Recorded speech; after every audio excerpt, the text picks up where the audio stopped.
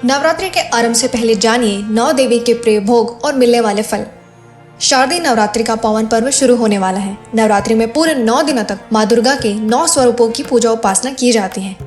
मान्यता ये है कि इन दिनों माता रानी अपने भक्तों की मनोकामनाओं को पूर्ण करने के लिए पृथ्वी पर आती हैं। माना जाता है जिस वाहन पर सवार होकर देवी आती हैं उस वाहन को शुभ और अशुभ फल का सूचक माना गया है और इसका प्रकृति से लेकर मनुष्य के जीवन पर बहुत प्रभाव पड़ता है। नवरात्रि के 9 दिनों में व्रत रखने और पूजा करने के लिए बहुत से नियम होते हैं और साथ ही 9 दिनों में माँ दुर्गा के 9 स्वरूपों को उनका प्रिय भोग लगाकर माँ का आशीर्वाद पाया जा सकता है। तो चलिए जानते हैं क्या है वो माता के प्रिय भोग जिसके द्वारा आप अपनी मनोकामना पूर्ण करा सकते हैं। अगर आप इस चैनल में नए हैं तो चैनल को सब्सक्राइब करके हमें सपोर्ट कीजिए। आपका एक सब्सक्राइब हमें न्यू वीडियोस को बनाने के लिए मोटिवेट करता है। तो चलिए जानते हैं 9 देवियों और उनके प्रिय भोग के बारे में।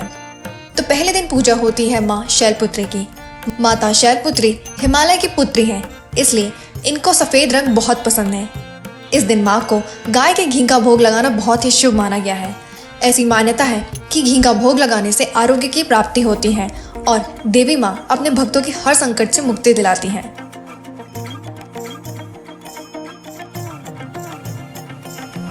दूसरे दिन पूजा होती है माँ ब्रह्मचारिणी की। इस दिन माँ ब्रह्मचारिणी को अन्य भोग के अलावा शक्कर और पंचामृत का भोग लगाना चाहिए। मान्यता है कि शक्कर या पंचामृत का भोग लगाने से माँ दीर्घायु होने का वरदान देती हैं। इनकी पूजा अर्चना से आपके व्यक्तित्व में वैराग्य, सदाचार और संयम बढ़ने लगते हैं।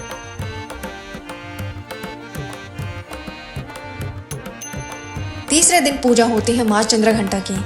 माँ चंद्रघंटा को दूध से बनी मिठाइयाँ, खीर आदि का भोग लगाएं, जिससे माता चंद्रघंटा अधिक प्रसन्न होती हैं।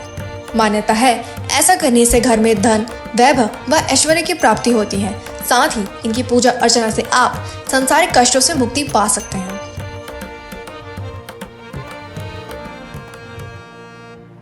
इसके बाद आती है माँ कुष्मांडा। नवरात्रि के चौथे दिन माँ कुष्मांडा की पूजा अर्चना की जाती है और माता को मालपुए का भोग लगाया जाता है।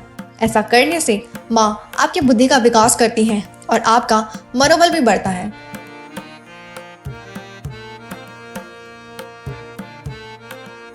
पांचवें दिन दुर्गा जी के पंचम स्वरूप माता स्कंद माता की पूजा की जाती है और माता को केले का भोग चढ़ाया जाता है। ऐसा कहा जाता है कि माता को केले का भोग लगाने से सभी शारीरिक रोगों से मुक्ति मिलती है और बच्चों का करियर भी अच्छा होता है।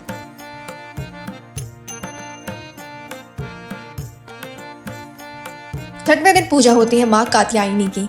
माता कात्यायनी को भोग के रूप में लौकी, मीठे पान और शहद चढ़ाया जाता है। ऐसा करने से आकर्षण शक्ति में वृद्धि के योग बनते हैं और घर से सारे नेगेटिव एनर्जीज गायब हो जाती हैं।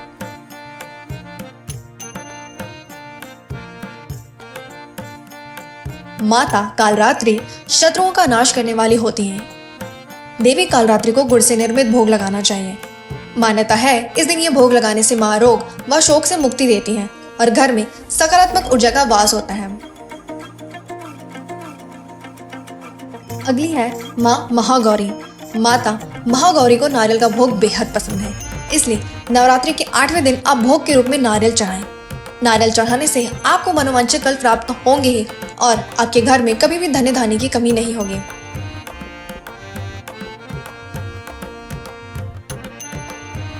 इसके बाद माता का आखिरी स्वरूप है माँ सिद्धिदात्री। नवरात्रि का 9वां दिन माता सिद्धिदात्री का है। देवी सिद्धिदात्री को घर में बने हलवा, पूड़ी और खीर का भोग लगाकर कन्या पूजन करना चाहिए।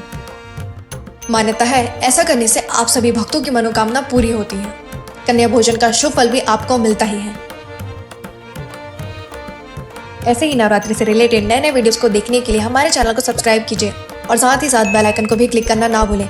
जाने से पहले कमेंट में जय माता दी जरूर लिखें और अगर आपको ये वीडियो पसंद आए तो आप अपने क्लोज रिलेटिव और अपने व्हाट्सएप ग्रुप में इसे जरूर शेयर करें। धन्यवाद।